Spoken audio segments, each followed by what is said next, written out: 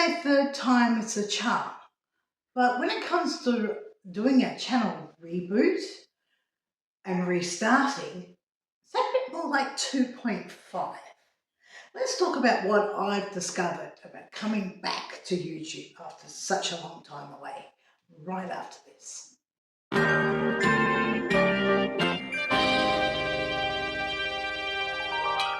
Hey YouTubers, back here, Girl Mum Switch, how you going? Well, I'm 1 month away from being 56 years old, and it's been 6 weeks since I started this new channel, which is basically like a new old channel. Fascinating thing about rebooting after practically a decade of not being, constantly uploading or active, a lot more active, may I say, on YouTube, is that you notice some changes. I mean, back a decade ago and all that, on my original Mum's Witch channel, which is now my music channel, it definitely showed a difference between when it was more organic, community-based, than to that more passive content creating things. And you know what? There are ups and downs about that. And it depends on your motivation. Well, for me, coming back to YouTube was like, I miss doing things in widescreen. I miss doing things in a longer form than I could on other platforms like Instagram or TikTok. And as always, and always has been since my first channel, Becton 40, and what is now my music channel, Rebecca Tompkins, and this one, loneliness and isolation has been somewhat of a key element. I was not in a proper emotional headspace. I have to remember, this is the internet. Parasocial relationships are a thing, although you can find real good friends online, and some of them you actually may have a chance to meet in real life, which I've had the fortune to do in my life. And actually had one of those connections visit me about a month ago. Hi Shane. Shane Lockwood, I'll put his channel in the description. His motivation to start again and find a way to create content that's not like the formulaic, over 50s easy mode type of content you find, and just doing what he wants to do. Also, when you've lived with this in your face long enough, you gotta go with it. Well, God, Lord, it'll be 16 years this October, because I was 40 years old when I first got home internet and discovered a thing called YouTube. That I started Becton 40, and I must admit, I still have people who subscribe from then who have followed me on the journey on other platforms. I have an incredibly loyal base, which is amazing to see. But at the same time, I feel that they're not wanting to get here,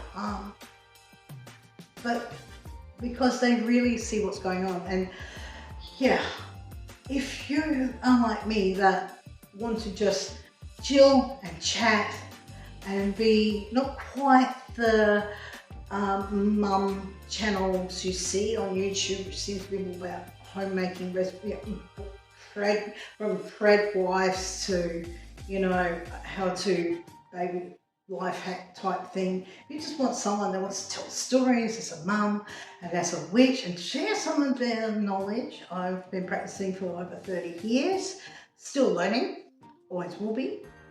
And yeah, and mention, then I'm that type of person. I don't, there's enough cozy content, when it comes to a mum, unless it's ASMR or role play or something, but someone that just wants to sit down and chat with you about what's on their mind, that's fine. But yeah, it is hard to get that reach. And yes, you've got those, you might have to think you might have to think more about what you want to do. For those who don't know, I have a 17-year-old kid who is autistic, has intellectual disability and ADHD. I've been a stay-at-home parent for pretty much all their life, and more so as a carer in the past decade after they were diagnosed at the age of 6. So this here became my connection to the world, and that's what I want to do with this channel as well.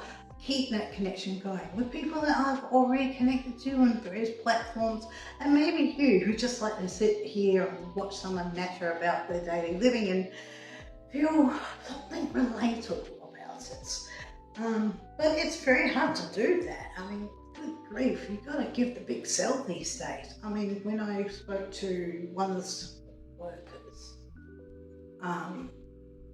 for my kid, they're actually doing a content media studies degree in university. And when I mentioned I had this YouTube channel, they said, "Oh yeah, what's your channel about?" And I was like, "Oh." Because once upon a time, 10, 15 years ago, I was like, that's all right, I'm going to start vlogging and just talk about my daily life and show stuff and whatnot. And, you know, it was like you just threw things up in the air. Now it's more calculated, it's more about being your own production house. And yeah, and that's why you hear about niches and try to grab in those first 15 seconds, blend them in, you know, money, revenue.